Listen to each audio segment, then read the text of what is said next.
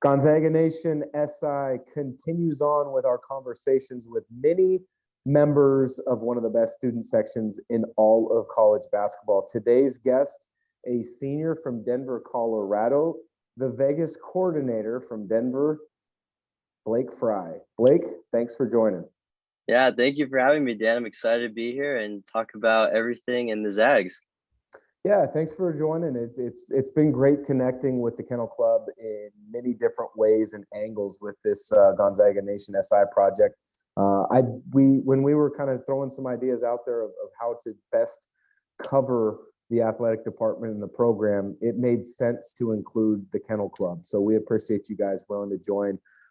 You've got a unique title though, Vegas coordinator. Can you share a little bit more about what a Vegas coordinator is? Because it sounds like there's a lot of work coming up with the WCC tournament looming.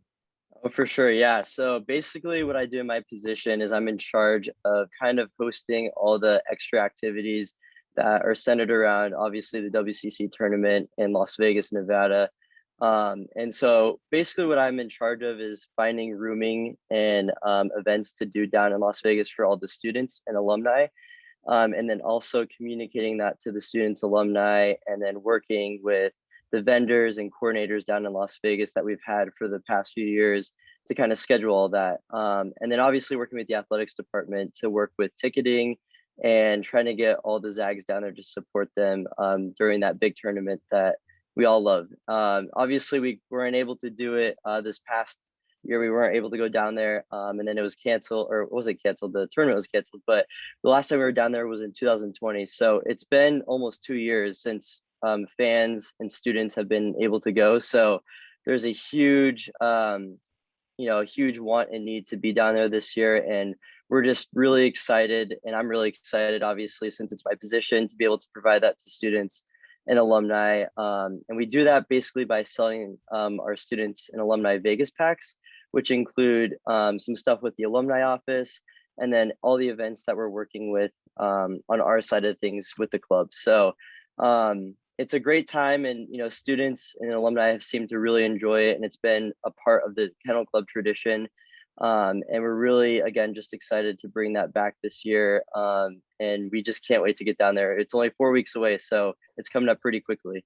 Yeah, it's hard to believe that March Madness is right around the corner. The WCC tournament, for anybody who hasn't been there before, is a lot of fun because Gonzaga has been in the tournament finals, I think, for 23 straight years. So it's pretty easy to plan out how long your trip is going to be down there. How many Kennel Club members are you anticipating going from Spokane down to Las Vegas?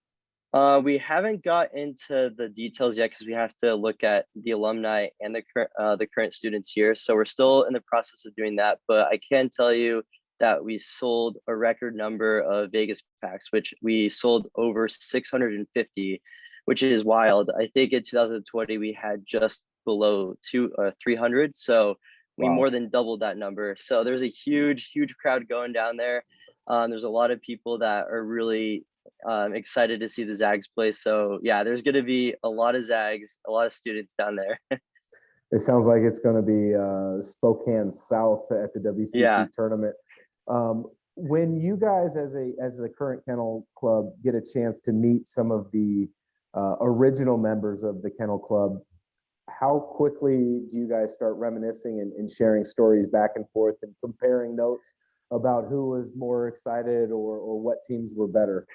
Yeah, no, we've done that a few times last year since everything was virtual. We had a little reunion over Zoom with the old founding members of Kennel Club, and that was really fun to kind of hear what they did in the past to kind of get students at the games rallied up together and to support the basketball teams. And then obviously so much has changed since then. So yeah, when we get down there, we're definitely going to see some of those guys. And then, from the past boards from a few years ago, we still talk about it all the time, how things have changed, how our board is doing different things and how different it was back then. And it's really cool to see the progression of the Kennel Club history to where it's gone to. And obviously, even today we had our tent city run, and it was wild. It was crazy. So, everything is just getting bigger in Spokane. The games are getting more popular. Students are wanting to go to every single game. People tent out before the games now for anybody and anywhere. So The spirit of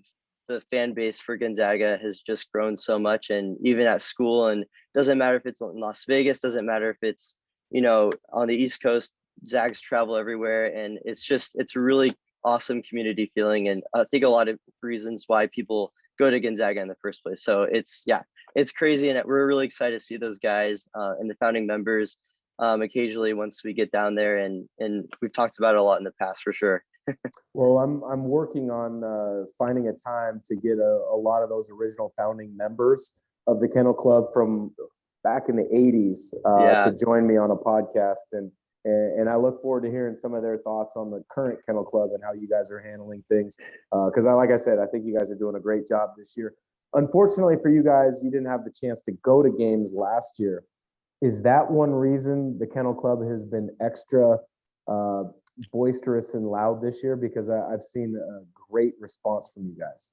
Yeah. Oh, yeah. 100%. I think that's definitely the reason why. I think when you have people who aren't able to watch, you know, how great these teams are in person, it really builds up that need and want to go see them in person again. So, yeah, when we were, you know, on Zoom last year, when we couldn't go to any of the events and had to watch all the games on TV, it really was kind of like a dagger in the heart. It really hurt a lot because we had such a talented team last year. Obviously Jalen Suggs and Joel Ayai and all those guys, not being able to see them in person, like really hurt. And as a senior this year, I'm heartbroken that we weren't able to do that. But yeah, this year we're making up for it, I think, for sure. And that can be seen in every single game that we're doing. And I know the students here are just really ecstatic to have that opportunity again. And I know for me personally, I'll never take advantage of, you know, waiting in line or tenting or complaining about that ever again, because there's a really special component to that. And when you have that taken away, it really hurts a lot. So this year, I think that's a big reason why the numbers have been up. That's why the energy has been up. And with these last few games left in the season, I think it's going to be even more wild and more loud in the kennel. So we're looking forward to that. Awesome. Well, Blake, I appreciate the time. Best of luck with finishing the final details for the Kennel Club being down in Las Vegas. So once again, I appreciate you joining, and go Zags. Thank you, Dan. Appreciate it.